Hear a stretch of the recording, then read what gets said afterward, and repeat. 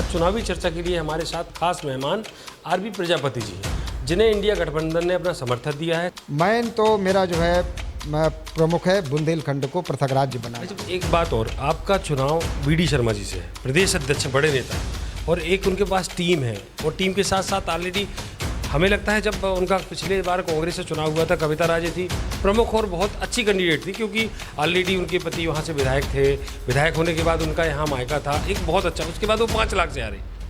आपको आपने क्या सोच के फॉर्म डाला कि हम एक इंडिपेंडेंट या अदर पार्टी से चुनाव लड़ेंगे? फिर इसके बाद पहले तो तय नहीं था कि आपको समर्थन मिलेगा, तो क्या खजुराहो जो एयरपोर्ट है उसमें 2015 में जब खजुराहो एयरपोर्ट का, तो उसमें एक इंटरनेशनल टर्मिनल के लिए जो है स्थान बनाया गया था। मतलब इंटरनेशनल फ़्लाइट जो है उसमें चालू होना थी, लेकिन 2015 से लेकर के अभी तक इंटरनेशनल फ़्लाइट यानी इंटरनेशनल जो टर्मिनल है वो अभी तक चालू नहीं हुआ।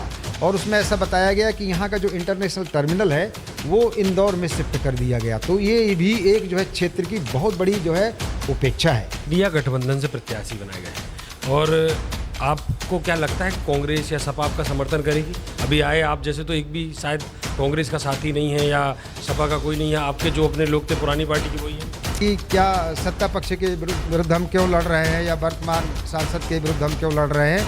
तो देखिए ऐसा है, उन्होंने पिछले सालों में जो ये क्षेत्र को जिस तरह से उपेक्षित किया गया, जो मैं भी कुछ उदाहरण गिना रहा था, तो ये उपेक्षित जो है नहीं किया जाना चाहिए था। इंडिया गठबंधन ने मीरा दीपनारायण यादव को प्रत्याशी बनाया था, मगर उनका फॉर्म निरस्त हो जाता है। जनता कहती है दीपनारायण जी खुद मैदान छोड़ दिया, जनता कहती है और लोग कहते हैं या भाजपा कहती है। और आपका क्या मानना है, क्या रीजन रहा कि फॉर्म खुद निरस्त करवा लिया या फिर निरस्त हुआ? अब भी आईएएस रहे, आपने बताया कि आप नामांकन लेते रहे, तो आप तो इस चीज़ को जानते हैं ना कि उनका साइन नहीं थे तो करवाने का समय था, या वो खुद मैदान छोड़ गए? क्या ये जो इलेक्टोरल बॉन्ड था, जिसे चुनावी चंदा जो है बोलते हैं, ये विश्व का सबसे बड़ा घोटाला है। नमस्कार, पन्ना होम नेटवर्क में आप सभी का स्वागत है। मैं हूं आपके साथ कादिर। पीएचएल के प्रमुख कार्यक्रम चुनावी चर्चा में आप सभी का स्वागत है। आज चुनावी चर्चा के लिए हमारे साथ खास मेहमान आरबी प्रजापति जी, जिन्हें इंडिया गठबंधन ने अपना समर्थन दिया है, साथ ही पहले ही चुनावी मैदान में वो उतर चुके थे। उनसे जानेंगे आखिर क्या उनकी सोच है, क्या करना चाह रहे हैं। भाई साहब, सबसे पहले तो पीएचएल में समय देने के लिए बहुत बहुत धन्यवाद। और क्या मोटिव है, आपने तय करा कि आपको लोकसभा लड़ना है? वास्तव में बात यह है कि जो बुंदेलखंड क्षेत्र है, बुंदेलखंड पृथक राज्य बनाने के लिए बहुत दिनों से प्रयास चल रहे हैं। बहुत सारे संगठन हैं जो बुंदेलखंड को पृथक राज्य बनाने की मांग कर रहे हैं। और पिछले 10 वर्ष पहले 2014 में लोकसभा के चुनाव के दरमियान ही सुश्री उमा जी ने यह आश्वासन दिया था कि यदि उनकी सरकार सत्ता में आती है, यदि उनकी पार्टी सत्ता में आती है, तो बुंदेलखंड को जो है पृथक राज्य का दर्जा दे दिया जाएगा 3 साल के भीतर। तो उनके आश्वासन के अनुसार ही 2017 तक इस बुंदेलखंड क्षेत्र को पृथक राज्य का दर्जा जो है प्राप्त हो जाना था। और इस बुंदेलखंड में करीब जो है 14 ज़िले हैं, 7 ज़िले उत्तर प्रदेश के हैं और 7 ज़िले मध्य प्रदेश के हैं। चूँकि जो बुंदेलखंड क्षेत्र है वो बहुत ही अत्यंत ही पिछड़ा हुआ है, अत्यंत ही यहाँ की दयनीय स्थिति है। शिक्षा यहाँ की जो है, जो साक्षरता दर है वो भी बहुत कम है, पॉवर्टी, गरीबी है। और यहाँ पर जो रिसोर्सेस हैं बुंदेलखंड क्षेत्र के अंतर्गत, उनका जो दोहन होता है, तो जो इनकम होती है, जो आय होती है, वो इस क्षेत्र के लोगों को जो है उनके हिस्से में नहीं जाती है, बल्कि पूरे जो है प्रदेश के लिए, चाहे वो उत्तर प्रदेश वाला भाग हो तो उत्तर प्रदेश के लिए बढ़ जाती है, और चाहे वो मध्य प्रदेश वाला भाग हो तो पूरे मध्य प्रदेश के लिए बढ़ जाती है। तो एक तो ये है कि जो पहले योजना आयोग था भारत सरकार का, योजना आयोग ने इस क्षेत्र के लिए एक स्टडी, एक अध्ययन जो है करवाना जो है प्रारंभ किया था। और बाद में वो जब अध्ययन चला तो इस क्षेत्र का, तो उसमें जो यूएनडीपी होता है, यूनाइटेड नेशंस डेवलपमेंट प्रोग्राम, और नीति आयोग, तो उन्होंने जो रिपोर्ट प्रकाशित की है अध्ययन कराने के पश्चात, उसमें ये पाया गया है कि बुंदेलखंड जो क्षेत्र है वो इस देश का सबसे पिछड़ा हुआ क्षेत्र है। और इस तरह की जो स्टडी थी वो पहली बार मतलब जो है ये स्टडी थी जो भारत जो मतलब जो है नीति आयोग ने जो है करवाई थी। तो ये से यह स्पष्ट है कि इस क्षेत्र के विकास के लिए बहुत मतलब एक कार्य योजना बना करके ही जो है इसको इस क्षेत्र को जो है डेवलप किया जा सकता है। और दूसरा ये है कि ये देखा गया है कि यदि ऐसे क्षेत्रों को पृथक राज्य का दर्जा दिया जाता है तो फिर उसमें काम करने की थोड़ा ज़्यादा गुंजाइश होती है और जो रिसोर्सेस होते हैं उनका उपयोग भी वहाँ के लिए होता है। और जब कंसंट्रेटेड हो जाता है पूरा क्षेत्र जो है एक उसमें मतलब एक निर्धारित क्षेत्र में बन जाता है तो वहाँ के जनप्रतिनिधियों का जो दायित्व होता है वो भी ज़्यादा बढ़ जाता है। इस कारण से बुंदेलखंड को पृथक राज्य बनाने की जो बात है वो विभिन्न संगठन यहाँ पर बहुत दिनों से आवाज़ उठा रहे हैं और मैं भी पिछले करीब 3 सालों से इस बुंदेलखंड को पृथक राज्य बनाने की जो है मांग कर रहा हूँ। मैं भारत सरकार को, प्रधानमंत्री जी को और राष्ट्रपति जी को पत्र भी लिखता रहा हूँ और हम कई कार्यक्रमों में इस बात के लिए जो है जाते भी रहे हैं, लोगों को बताते भी हैं कि इसका बुंदेलखंड राज्य जो है प्रमुख है बुंदेलखंड राज्य बनाना। मैं तो मेरा जो है प्रमुख है बुंदेलखंड को पृथक राज्य बनाना। अच्छा, एक बात और, आपका चुनाव वीडी शर्मा जी से है, प्रदेश अध्यक्ष बड़े नेता हैं और एक उनके पास टीम है और टीम के साथ साथ ऑलरेडी हमें लगता है जब उनका पिछले बार कांग्रेस से चुनाव हुआ था कविता राजे थी प्रमुख और बहुत अच्छी कैंडिडेट थी क्योंकि ऑलरेडी उनके पति वहाँ से विधायक थे, विधायक होने के बाद उनका यहाँ मायका था एक बहुत अच्छा, उसके बाद वो 5 लाख से आ रहे। आपको क्या आपने क्या सोच के फॉर्म डाला कि हम एक इंडिपेंडेंट या अदर पार्टी से चुनाव लड़ेंगे, फिर इसके बाद पहले तो तय नहीं था कि आपको समर्थन मिलेगा, तो क्या क्या सोच के? यह बात आपका जो है ये कहना है आपका वो बात सही है। पहला तो मेरा मोटिव ये था कि हम बुंदेलखंड क्षेत्र के लिए आवाज़ उठा रहे हैं क्योंकि ये सत्ता जो पार्टी है, सत्ता दल है, उन्होंने बुंदेलखंड को पृथक राज्य बनाने के लिए जो है कोई प्रयास नहीं किया। दूसरा इस क्षेत्र की जो है केंद्र सरकार ने और राज्य सरकारों ने जो है उपेक्षा भी की है। मैं उपेक्षा के भी कारण बता देता हूँ। जैसे छतरपुर ज़िले में NTPC national thermal power corporation का एक 12,000 मेगावाट का बहुत बड़ा प्लांट लगना था और उसमें कम से कम 8-10 हज़ार जो है लोगों को जो है उसमें रोज़गार मिलता, 12,000 मेगावाट की बिजली पैदा होती, क्षेत्र का डेवलपमेंट होता। उसके लिए जो है भारत सरकार ने जो है ज़मीन भी अधिग्रहित की हुई थी लोगों की, प्राइवेट लोगों की, और ज़मीन एक्वायर हो गई थी। लेकिन बाद में उस प्रोजेक्ट को भारत सरकार ने वापस कर लिया ये कहते हुए कि यहाँ पर सोलर एनर्जी का जो है प्रोजेक्ट खोला जाएगा, लेकिन सोलर एनर्जी का भी प्रोजेक्ट नहीं खोला गया। तो कुल मिलाकर के ये है कि जब इस क्षेत्र के लिए थर्मल पावर प्लांट की घोषणा की गई थी तो उसको उन्होंने क्यों वापस ले लिया, एक तो ये भी है।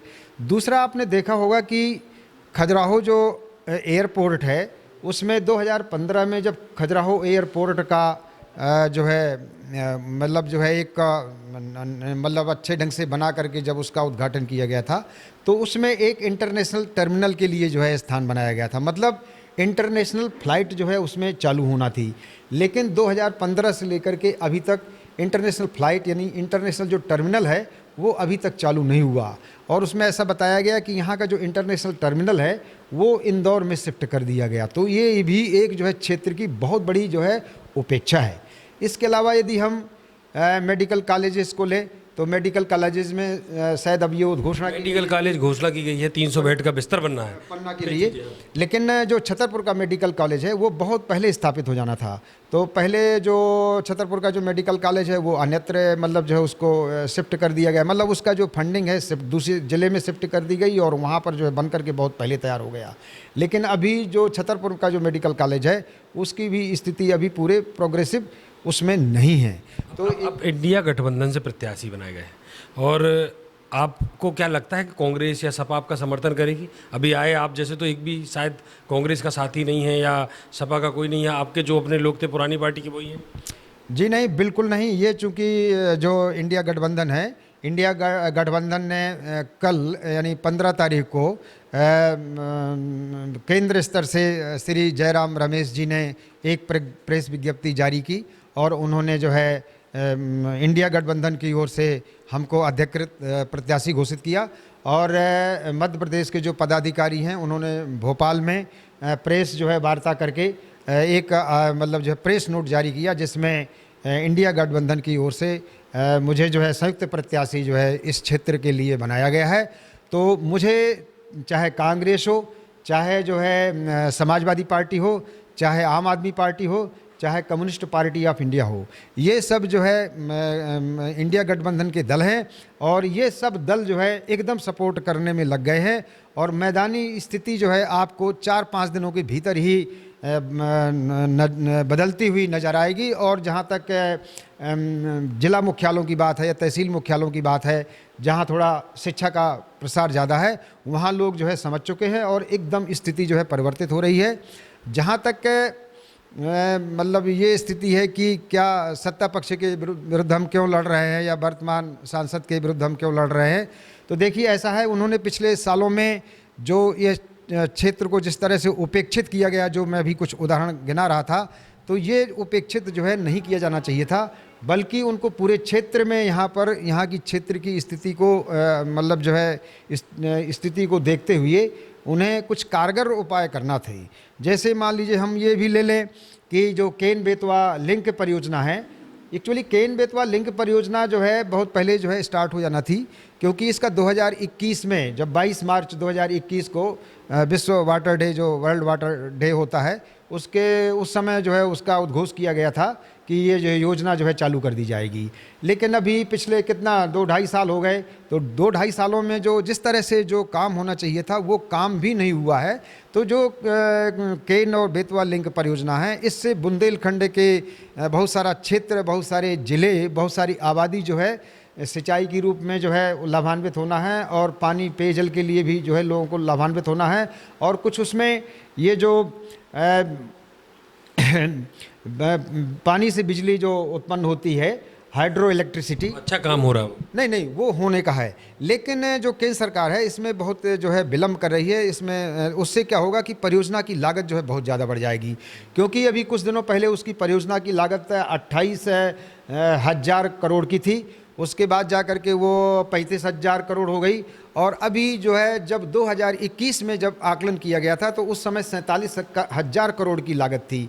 लेकिन इसमें इतना विलम्ब किया जा रहा है कि आज की स्थिति में हम देखें तो मुझे ऐसा लगता है शायद 47,000 करोड़ की जगह आज की स्थिति में करीब 55,000 करोड़ की जो है लागत। काम तो चल रहा है ना, कहीं ना कहीं एक उससे फायदा होगा। हाँ, वो उसमें रैपिडली नहीं काम हो रहा, जिस गति से काम होना चाहिए था उस गति से उसमें अभी काम नहीं हो रहा है। और जैसे कांग्रेस या सपा, तो जो जैसे मान लो BD शर्मा जी चुनाव लड़ रहे हैं, तो उनकी अभी कार्यक्रम हुए, उनके नेता आए, स्टार प्रचारक आए, क्या आपकी कोई तैयारी है? स्टार प्रचारक आएंगे आपके समर्थन में, यहाँ आके वोट मांगेंगे? बहुत ही कम समय बचा है, आपके कार्यालय भी नहीं है, आपके लोग भी नहीं है, ना आपका जैसा ज़्यादा प्रचार प्रसार दिख रहा है। जी, आपका ये कहना सही है कि क्योंकि कल ही मतलब जो है इसमें इंडिया जो है अलायंस की ओर से हमको एक संयुक्त प्रत्याशी के तौर पर घोषित किया गया है।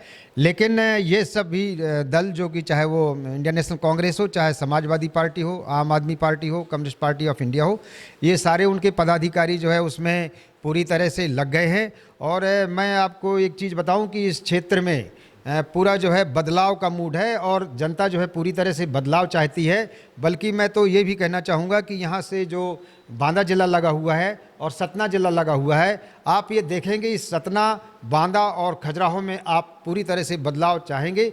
तो मतलब यदि जिनके पास संसाधन है सत्ता पक्ष के पास और बहुत ज़्यादा संसाधनों का उपयोग कर रहे हैं, उनके संसाधन कोई काम आने वाले नहीं हैं, क्योंकि जनता जो है पूर्णतः जो है बदलाव के मूड में है और ये सब कुछ जनता के मूड पर ही निर्भर करता है।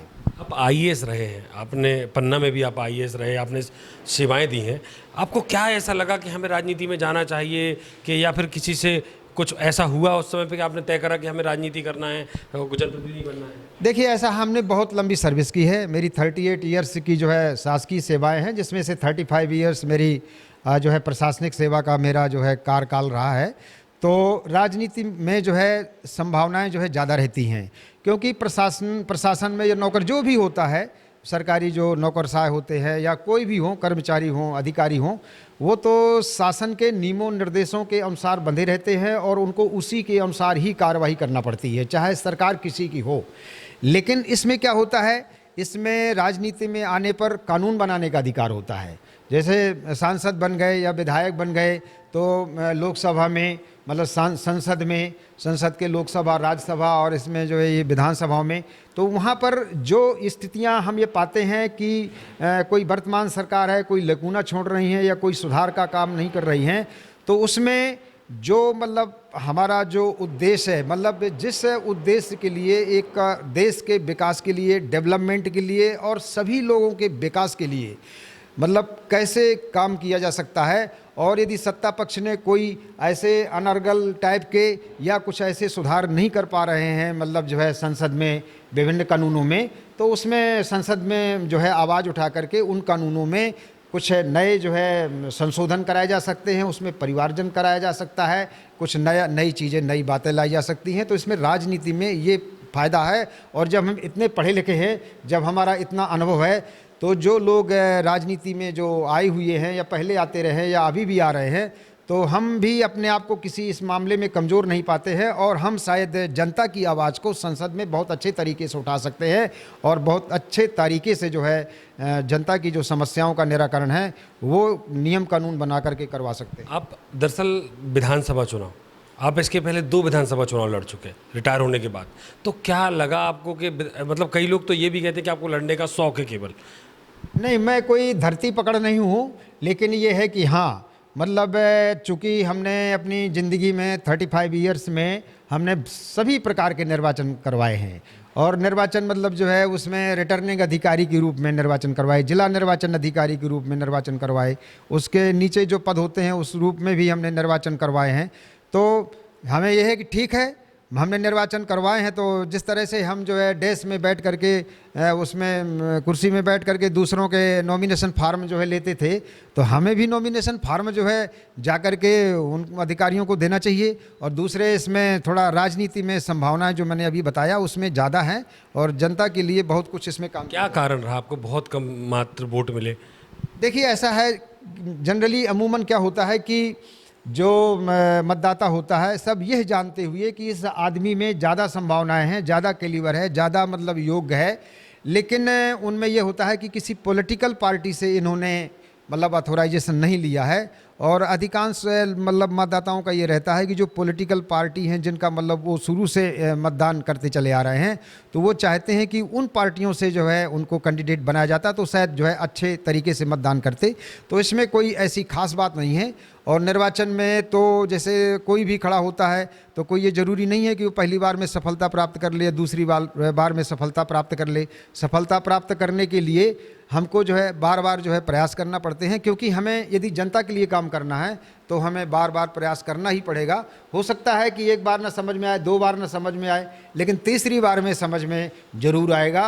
और मैं अब समझता हूँ कि ये तीसरी बार है। तीसरी बार में यहाँ का जो क्षेत्र की जनता है वो सब समझ रहे हैं कि हमारे लिए कौन से व्यक्ति उपयुक्त रहेंगे, ऐसा मैं मानता हूँ। इंडिया गठबंधन ने मीरा दीपनारायण यादव को प्रत्याशी बनाया था, मगर उनका फॉर्म निरस्त हो जाता है। जनता कहती है दीपनारायण जी खुद मैदान छोड़ दिया, जनता कहती है और लोग कहते हैं या भाजपा कहती है। और आपका क्या मानना है, क्या रीजन रहा कि फॉर्म खुद निरस्त करवा लिया या फिर निरस्त हुआ? देखिए, उन्होंने फार्म भरा है तो वो जो भी कारण है उसके बारे में मैं क्या बताऊं। वो तो फार्म चूँकि निरस्त हो गया है तो उसको निरस्तीकरण के बाद जो है उसको न्यायालय में ही उसको चुनौती दी जा सकती है, यही मैं कहना चाहूँ। तो आप भी IAS रहे, आपने बताया कि आप नामांकन लेते रहे, तो आप तो इस चीज़ को जानते हैं ना कि उनका साइन नहीं थे तो करवाने का समय था, या वो खुद मैदान छोड़ गए? क्या मुख्य चीज़ है आपको समझ में आई? नहीं, वो उसमें ऐसा भी हो सकता है, मैंने उसको पूरा नहीं देखा है कि कुछ त्रुटियां भी हों, लेकिन इस संबंध में यही है कि यदि फार्म निरस्त हो गया है तो उसको न्यायालय में ही चैलेंज किया जा सकता है। बाकी मौका था, उन्हें फार्म एक्सेप्ट हो सकता था उनका? नहीं, ये मैं कुछ नहीं कह सकता। यदि फॉर्म गलत हो गया है या जैसा भी है तो फिर वो बाद में दोबारा तो होता नहीं है, क्योंकि 2 बार से विधायक हैं, उनकी पत्नी भी विधायक रहीं, इसके बाद साइन न करना और जो छोटी त्रुटियां छोड़ देना, अपना प्रमाणित छाया प्रति न लगाना, तो कहीं ना कहीं एक इशारा है कि उन्होंने सीधा सीधा मैदान छोड़ दिया। नहीं, ये तो नहीं कह सकते हैं। ह्यूमन एरर्स किसी से भी हो सकती है, ऐसा कुछ नहीं कहा जा सकता है। ऐसा कुछ नहीं। और क्या लगता है आपको कि जैसे आगामी चुनाव में क्या मुद्दे हैं मुख्य कि जिसके बीच में आप जनता से बातें करेंगे या जाएंगे? बेरोजगारी है, शिक्षा है, क्या प्रमुख सोचा है आपने कि ये होना ही चाहिए? बुंदेलखंड तो आपने कह दिया कि राज्य हमें अलग करना है, फिर भी क्या लगा आपको यहाँ पे आपके जो खजुराहो लोकसभा में क्या होना चाहिए? देखिए, ये पूरे क्षेत्र में यहाँ से बहुत ज़्यादा पलायन हो रहा है। लोग जो है कहीं सूरत जाते हैं, गुजरात जाते हैं, बॉम्बे जाते हैं, हरियाणा, पंजाब और उधर जो है कहाँ कहाँ जाते हैं बाहर मजदूरी करने के लिए। तो एक तो यहाँ पलायन बहुत ज़्यादा होता है, तो कोई सरकार की कोई योजनाएं तो रही नहीं कि उनको कैसे जो है रोका जाए, लोग यहीं पर जो है रोज़गार प्राप्त कर सकें। तो मैंने बताया कि ये यहाँ की जो इस क्षेत्र की जो अशिक्षा है और गरीबी है वो बहुत ही मतलब जो है ठीक नहीं है। इसके लिए सरकार ने जो है कोई प्रयास नहीं किए हैं। दूसरा, जो वर्तमान में केंद्र सरकार है वो तो बिल्कुल पिछले 10 सालों में ये स्थिति बन गई है कि ये जो इलेक्टोरल बॉन्ड था, जिसे चुनावी चंदा जो है बोलते हैं, ये विश्व का सबसे बड़ा घोटाला है। यदि देखा जाए तो बहुत सारी जो कंपनियां हैं, जब वो उनकी एक्टिविटीज़ चल रही थी तो पहले तो उनको जो है विभिन्न एजेंसी से उनकी जांच कराई गई, सीबीआई से जांच कराई गई, ईडी से जांच कराई गई, और जांच कराने के पश्चात जो है उनको कुछ को जो है लोगों को जेल भी भेजा गया। लेकिन उन्हीं लोगों ने जिनकी जांच हुई या कुछ जो जेल में गए, बाद में कुछ दिनों के पश्चात जब उन्होंने इलेक्टोरल बॉन्ड के माध्यम से जो चुनावी चंदा दे दिया तो या तो फिर वो जेल से बाहर आ गए या उनकी जो जांचें चल रही थी सीबीआई और ईडी के द्वारा वो जो है समाप्त कर दी गई या पेंडिंग रख दी गई। तो ये क्या चीज़ है? ये रंगदारी है एक तरह से। मतलब जो है अब उसको मैं अब थोड़ा भाषा का कैसे रफ भाषा का उपयोग नहीं करना चाहूँगा, लेकिन ये सब मतलब एक तरह से ज़बरदस्ती है कि कोई जो है मतलब जैसे शहर में कुछ होते हैं लोग और वो करते हैं, रंगदारी करते हैं और पैसे वसूलते हैं डरा धमका करके लोगों से, व्यापारियों से, उद्योगपतियों से। तो इसी तरह से इस केंद्र सरकार ने यही काम किया है कि उन्होंने जो बड़े बड़े उद्योगपति थे, बड़ी बड़ी जो कंपनियां थीं, उनको पहले डराया धमकाया, उन पर केस लगाए, उनकी जांच करवाई, उनसे जो है चंदा वसूली की, और चंदा वसूली करने के बाद जो है उनके केस जो है या तो ड्रॉप कर दिए गए या समाप्त कर दिए गए। तो ये केंद्र सरकार ने जो इलेक्टोरल बॉन्ड के माध्यम से, जिसको सर्वोच्च न्यायालय ने मतलब चाहे वो रिप्रेजेंटेशन ऑफ पीपुल एक्ट हो, लोक प्रतिनिधित्व अधिनियम 1951, चाहे वो आयकर अधिनियम हो 1961, इनमें जो संशोधन कर दिया गया था ये सब नल एंड वाइट कर दिया गया, और निर्वाचन नियमों में भी परिवर्तन कर दिया गया। सर्वोच्च न्यायालय ने उसको जो है असंवैधानिक पाया। तो ये केंद्र सरकार ने बहुत सारा पैसा जो है कंपनियों का जो है ले करके और अपने जो है राजनीतिक फ़ायदे के लिए उपयोग किया, और उस वही पैसा है जो अभी राजनीतिक फ़ायदे के लिए उपयोग हो रहा है, जो उसका दिखावा कर रहे हैं। चुनावी जो है उसमें जो है कितने मतलब संसाधनों का उपयोग करते हैं, और जो अन्य पार्टीज़ हैं, जो विपक्षी दल हैं, उनके पास जो है कोई जो है अब कोई मतलब जो है आर्थिक सोर्सेस बचे नहीं हैं, उनके पास पैसा नहीं है, एक पार्टी के पास ही जो है पूरा पैसा है, तो उसी के दम पर जो है चुनाव जीतना चाहते हैं। लेकिन इस समय बिल्कुल पूरी तरह से जनता की ओर से ही पूरे परिवर्तन की बयार चल रही है, और आप एकदम जो है बिल्कुल अलग से रिजल्ट पाएंगे, अलग से परिणाम पाएंगे। मीरा दीपनारायण यादव का नामांकन निरस्त होता है। नामांकन निरस्त होने के बाद क्या ऐसा दबाव आता है कि आपको इलेक्शन कमीशन से शिकायत करनी पड़ी, जान का खतरा बताना पड़ा? क्या इसमें क्या सत्यता है, या फिर आपको बहुत पैसे का ऑफर आया, आपने यही बताया? ये बात बिल्कुल सही है। मेरे समझ में शायद मुझे भी अंदाज़ा नहीं था कि कैसा क्या है, क्योंकि मैंने पूरे कैंडिडेट का जो है समीक्षा नहीं की थी कि कौन से कैंडिडेट किस नेचर के हैं या किस मतलब स्थिति के हैं। तो जब उनका फॉर्म जो है नॉमिनेशन फॉर्म जो है रिजेक्ट हो गया, तो उसके पश्चात शायद उनको ऐसा लगा कि जो मैदानी जंग में जो अभ्यर्थी बच रहे हैं उनमें सबसे जो मतलब थोड़ा चैलेंजिंग व्यक्ति रहेगा, चुनौतीपूर्ण रहेगा, और उनका क्षेत्र में जो है एक जाने पहचाने व्यक्ति है, और इनका जो है प्रशासनिक सेवा का अनुभव है, तो इनका जनता के सामने भी, जनता को भी मतलब जो है ये मतलब जनता भी इनको लाइक करेगी। तो शायद उन्होंने मुझे प्रतिद्वंदी मान करके मुझे जो है पथ से हटाने का ये प्रयास था उनका, कि ये प्रयास किया गया कि जो मेरे क्षेत्र के लोग हैं उनके माध्यम से मुझे मोबाइल फ़ोन के माध्यम से ये कहा गया कि मैं अपना जो है नाम निर्देशन पत्र वापस ले लूँ, विड्रॉ कर लूँ, और इस चुनाव के बाद जो है मुझे किसी निगम में या मंडल में जो है चेयरमैन का पद जो है दिया जाएगा।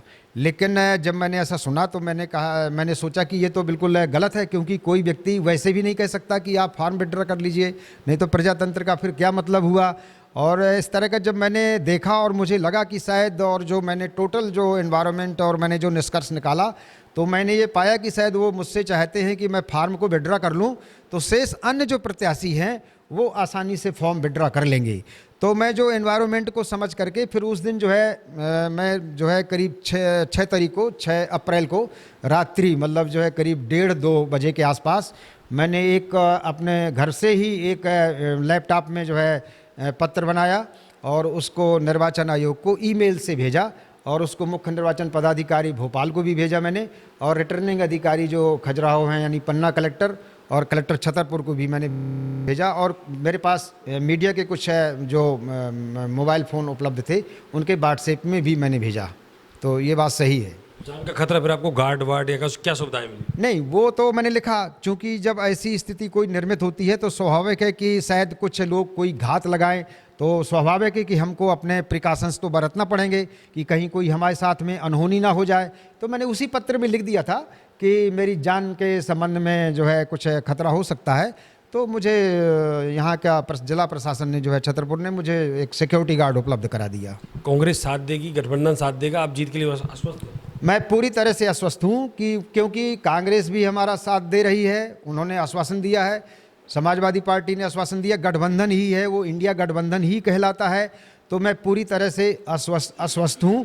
और मैं आपको वोटिंग का भी स्थिति बता दूँ कि वो मतलब जो है यदि मतलब ये सोचते हो कि शायद वो एक पक्षी है और ये इंडिया गठबंधन का कोई जो है वो नहीं है, आप पहले विधानसभा का ही आप देख लीजिए। विधानसभा में अलग अलग विधानसभाओं में जो मतलब ये पार्टियां जो अलग अलग होकर के लड़ी थी, यदि हम उनके वोट को इकट्ठा मिला दें तो ये सत्ता पक्ष से वोट जो है बहुत ज़्यादा थे। तो वो तो अपने आप स्पष्ट है, मतलब इवन कुछ भी ना हो रहा हो तो भी ये परिवर्तन जो है बिल्कुल स्पष्ट है कि विधानसभा लोकसभा में अंतर आता है। पिछली बार अगर देखा जाए तो जब वी डी शर्मा चुनाव लड़े थे तो कई जगह पे कांग्रेस के विधायक भी थे, मगर उसके बाद भी सब जगह से 50,000 प्लस की लीड लेके आए थे। वो समय की स्थितियाँ कुछ दूसरी रही होंगी, लेकिन इस समय की जो स्थितियाँ हैं वो जनता समझ रही है और जनता जो है बदलाव के मूड में है, बिल्कुल एकदम। आप आश्वस्त हैं, तैयार हैं पूरी तरह से? कांग्रेस साथ देगी? अभी तो आपके साथ एक भी नहीं दिख रहा कांग्रेस। नहीं, हमारे साथ में देखिए ऐसा है कि हमारे साथ में मतलब किसी पदाधिकारी को या कांग्रेस के या समाजवादी पार्टी के या आम आदमी पार्टी के उनको घूमने की आवश्यकता नहीं है। वो मतलब जो है फील्ड के मैदानी अमले के जो है प्राधिकारी हैं, उनके फील्ड के वर्कर हैं, तो वो फील्ड के वर्कर फील्ड में काम कर रहे हैं और मैं खुद उनसे मिल रहा हूँ, तो उसमें कोई दिक्कत नहीं है। सभी लोकसभा में कहा बड़ी सभा का आयोजन है, अखिलेश जी आएंगे या राहुल जी आएंगे? जी हाँ, ये बिल्कुल सही बात है। ये हमारे जो पदाधिकारी हैं, हमारी पार्टी के वरिष्ठ पदाधिकारी हैं, वो जो है वहाँ पर वरिष्ठ पदाधिकारियों से चर्चा करके वो डिसाइड करेंगे कि कौन से जो है लीडरान जो है इस क्षेत्र में किस किस जगह आ रहे हैं। ये थे हमारे साथ आरबी प्रजापति, जिन्होंने बताया कि किन मुद्दों को लेकर जनता के बीच जाने वाले हैं, और इसी तरह जो अन्य प्रत्याशी हैं उनसे भी हम बात करेंगे और आप तक हर एक चीज़ पहुंचाने की कोशिश करेंगे।